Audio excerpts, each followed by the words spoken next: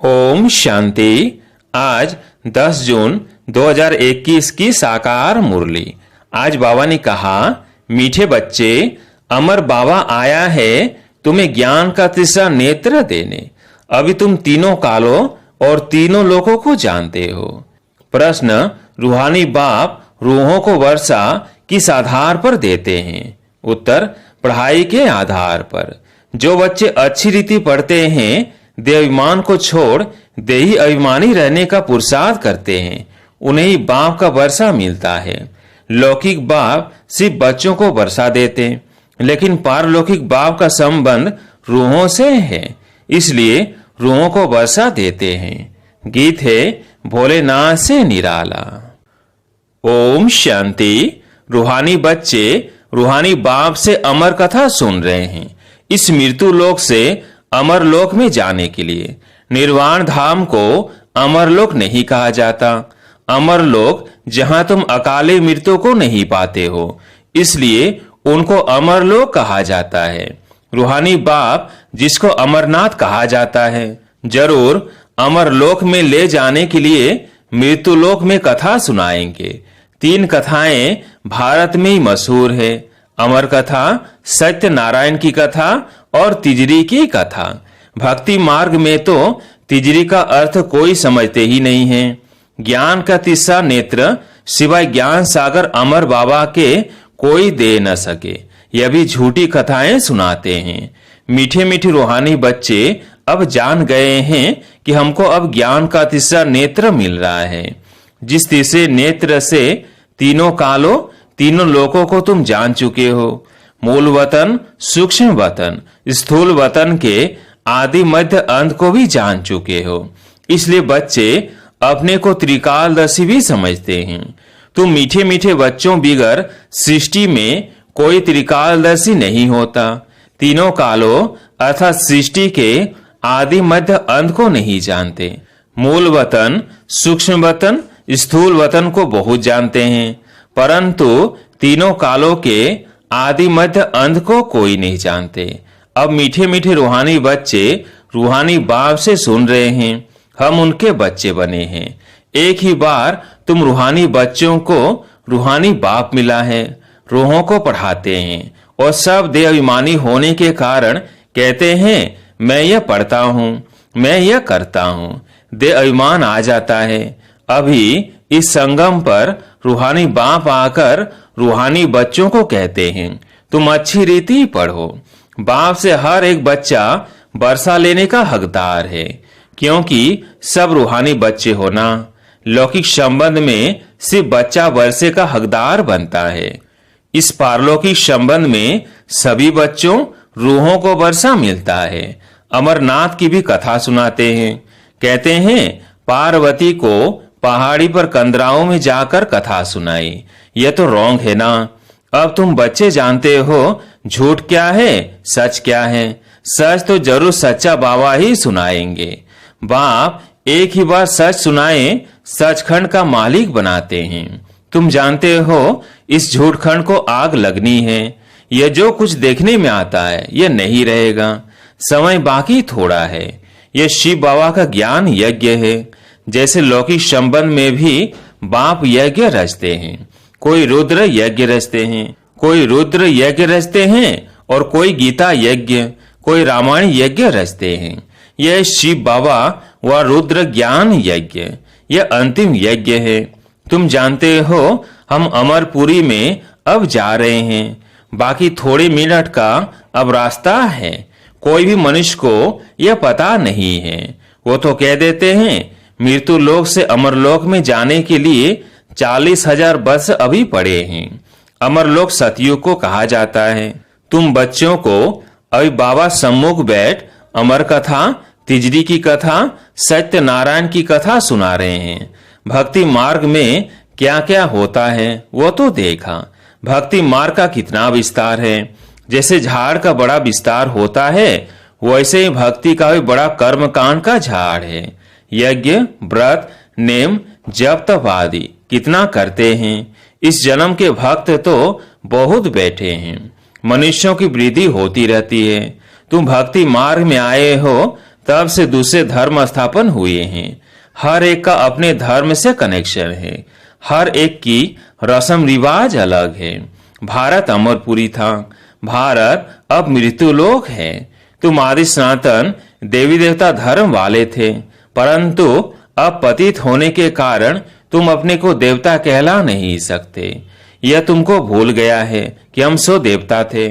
जैसे कहते हैं क्राइस्ट ने हमारा धर्म स्थापन किया तो हमारे क्रिश्चियन चले आए हैं, ऐसे नहीं कि यूरोपियन धर्म के हैं। वैसे तुम हिंदुस्तान में रहने वाले अथवा भारत में रहने वाले देवी देवता धर्म के हो, परंतु अपने को देवता कहला नहीं सकते। समझते हो हम तो पापी नीच कंगाल भिखारी हैं। भक्ति मार्ग में मनुष्य दुखी होते हैं तो बाप को ही पुकारते हैं। यह सिर्फ तुम ब्राह्मण बच्चे ही जानते हो कि जिस बाप को पुकारते आए हैं वो हमको बेहद का बरसा देने के लिए अमर कथा सुना रहे हैं। हम अमरपुरी के मालिक बनने वाले हैं। अमरपुरी को स्वर्ग कहा जाता है। तुम कहेंगे हम स्वर्गवासी बनने के लिए पुरुषार्थ कर रहे हैं। कलयुग में मनुष्य मरते हैं तो कहते हैं स्वर्गवासी हुआ। अब उसने कोई स्वर्ग में जाने के लिए पुरुषार्थ थोड़ी किया। तुम तो पुरुषार्थ कर रहे हो अमरपुरी वैकुंठ में जाने के लिए। पुरुषार्थ कराने वाला कौन? अमर बाबा, जिसको अमरनाथ भी कहा जाता है। इस यज्ञ को पाठशाला भी कहा जाता है। दूसरे कोई पाठशाला को यज्ञ नहीं कहा जाता। यज्ञ अलग रचे जाते हैं जिसमें ब्राह्मण लोग बैठ मंत्र पढ़ते हैं। बाप कहते हैं यह तुम्हारा कॉलेज भी है, यज्ञ भी है, दोनों इकट्ठे हैं। तुम जानते हो इस ज्ञान यज्ञ से विनाश ज्वाला प्रज्वलित हुई है। इसमें सारी दुनिया स्वाहा हो जानी है, फिर नई दुनिया बननी है। इसका नाम ही है महाभारी महाभारत लड़ाई। इस जैसी लड़ाई और कोई होती नहीं। कहते हैं युद्ध में मुसलों से लड़ाई हुई, तुम्हारे साथ लड़ाई तो है नहीं। इसको महाभारत लड़ाई क्यों कहते हैं? भारत में तो एक ही धर्म होता है ना, मौत तो बाहर है। यहाँ लड़ाई की तो बात नहीं है। बाप समझाते हैं तुम्हारे लिए नई दुनिया चाहिए तो जरूर पुरानी दुनिया का विनाश होगा। तुम बच्चों की बुद्धि में विराट रूप का भी सारा ज्ञान है। यह भी समझते हो जो कल्प पहले आए थे वही आएंगे देवता बनने के लिए। बुद्धि का काम है। हम जितने ब्राह्मण बने हैं अब फिर देवता बनेंगे। प्रजापिता ब्रह्मा भी गाया हुआ है। परम पिता परमात्मा ब्रह्मा द्वारा मनुष्य सृष्टि रचते हैं, इसलिए ब्रह्मा को प्रजापिता कहते हैं। परंतु कैसे कब रचते हैं यह कोई नहीं जानते। क्या शुरू में मनुष्य नहीं है जिनको रचते हैं? बुलाते ही हैं पतित पावन आओ। तो जब मनुष्य पतित होते हैं तब तो बाप आते हैं। दुनिया को बदलना है, तुमको बाप नई दुनिया का लायक बनाते हैं। अभी सब तमो प्रधान पुरानी दुनिया में हो, फिर सतो प्रधान बनना है। बाप ने समझाया है हर एक मनुष्य मात्र को हर चीज को सतो रजो तमो में आना होता है। दुनिया नई से पुरानी जरूर होती है। कपड़ा भी नया पहनते हैं फिर पुराना होता है। तुमको ज्ञान मिला है। सच्ची सत्य नारायण की कथा अभी तुम सुन रहे हो। गीता है सर्वशास्त्रमयी शिरोमणि, बाकी है उनके बाल बच्चे।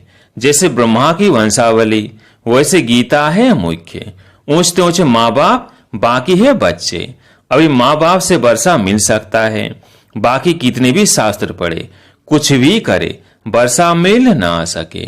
करके जो शास्त्र पढ़ते हैं उनकी बहुत कमाई होती है। वह तो हो गया अल्प काल के लिए। यहाँ तुम बच्चे सुनते हो तो कितनी कमाई करते हो 21 जन्म के लिए। विचार करो, वो एक सुनाएंगे सब उनको पैसा देंगे, या बाप तुम बच्चों को सुनाते हैं। तुम 21 जन्म के लिए कितने साहूकार बनते हो। वहां सुनाने वाले की जेब भरती है। भक्ति आदि करना प्रवृत्ति मार्ग वालों का काम है। तुम हो प्रवृत्ति मार्ग वाले। तुम जानते हो स्वर्ग लोक में हम पूज्य थे, नहीं तो 84 जन्मों का हिसाब कहां से आए। यह रूहानी ज्ञान जो सुप्रीम रूह ज्ञान सागर से मिलता है। पतित पावन बाप ही सबके सदगति दाता है। हम बच्चों को अमर कथा सुना रहे हैं। जन्म जन्मांतर झूठी कथा सुनते आए हो, अब सच्ची कथा सुनकर तुम 16 कला संपूर्ण बनते हो। चंद्रमा को कला संपूर्ण कहा जाता है, सूर्य के लिए नहीं कहते हैं। तुम जानते हो हम आत्माएं भविष्य में सर्वगुण संपन्न 16 कला संपूर्ण बनेंगे। फिर आधा कल्प के बाद उनमें खाद पड़ जाती है। अभी तुम समझते हो हम फिर से सर्वगुण संपन्न 16 कला संपन्न 100 देवता फिर से बन रहे हैं। हम आत्माएं पहले अपने घर जाएंगे, फिर हम शरीर धारण कर 100 देवता बनेंगे, फिर चंद्रवंशी घराने में आएंगे। 84 जन्मों का हिसाब किताब चाहिए। किस युग में किस वर्ष में कितने जन्म हुए, बाप ने 84 जन्मों की सच्ची सच्ची कथा अब सुनाई है। तुम बच्चों को कहेंगे तुम भारतवासी 84 जन्म लेते हो। अपने को एक तो ब्राह्मण समझना पड़े।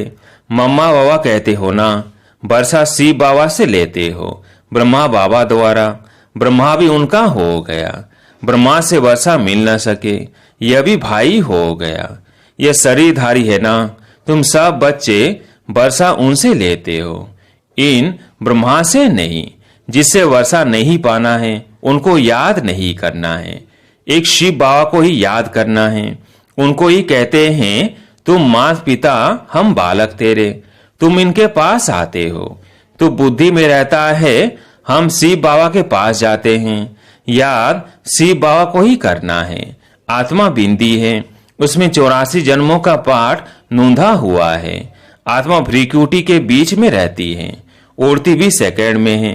मैं आत्मा एक शरीर छोड़ दूसरा लेता हूँ, भ्रिकुटी के बीच जाए विराजमान होता हूँ।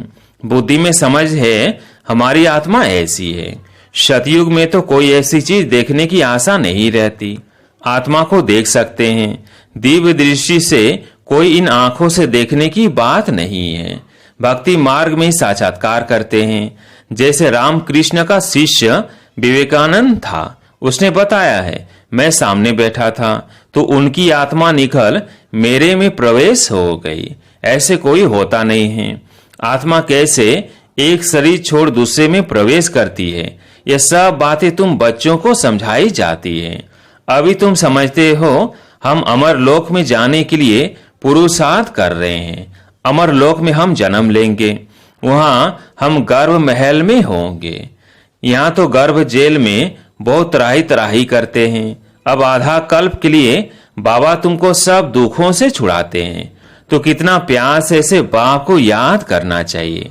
अच्छा, मीठे मीठे सिकिलदे बच्चों प्रति माता पिता बाप दादा का याद प्यार और गुड मॉर्निंग। रूहानी बाप की रूहानी बच्चों को नमस्ते।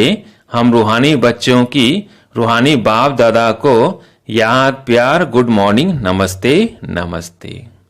धारणा के लिए मुख्य सार। पहला पॉइंट, स्वयं को रूह समझ रूहानी बाप से पढ़कर पूरा वर्षा लेना है। सचखंड का मालिक बनने के लिए सच्ची कथा सुननी और सुनानी है। दूसरा पॉइंट, जिस बाप से बेहद का वर्षा मिलता है उसे ही याद करना है, किसी देहधारी को नहीं। इस पुरानी दुनिया को आग लगनी है, इसलिए इसे देखते भी नहीं देखना है। आज प्यारे मीठे बाबा का वरदान, मन मनाव की विधि द्वारा मन रस की स्थिति का अनुभव करने और कराने वाले सर्व बंधन मुक्त भव। मन मनाव की विधि द्वारा मन रस की स्थिति का अनुभव करने और कराने वाले सर्व बंधन मुक्त भव। जो बच्चे लोहे की जंजीरें और महीन धागों के बंधन को तोड़ बंधन मुक्त स्थिति में रहते हैं, वे कलयुगी स्थूल वस्तुओं की रचना व मन के लगाव से मुक्त हो जाते हैं। उन्हें देह अभिमान व देह की पुरानी दुनिया की कोई वस्तु जरा भी आकर्षित नहीं करती। जब कोई भी इंद्रियों के रस अर्थात विनाश रस के तरफ आकर्षण न हो, तब अलौकिक अतीन्द्रिय सुख व मन रस स्थिति का अनुभव होता है। इसके लिए निरंतर मन मनाव की स्थिति चाहिए। स्लोगन, सच्ची सेवा वह है जिसमें सर्व की दुआओं के साथ खुशी की अनुभूति हो। सच्ची सेवा वह है जिसमें सर्व की दुआओं के साथ खुशी की अनुभूति हो। अच्छा, ओम शांति।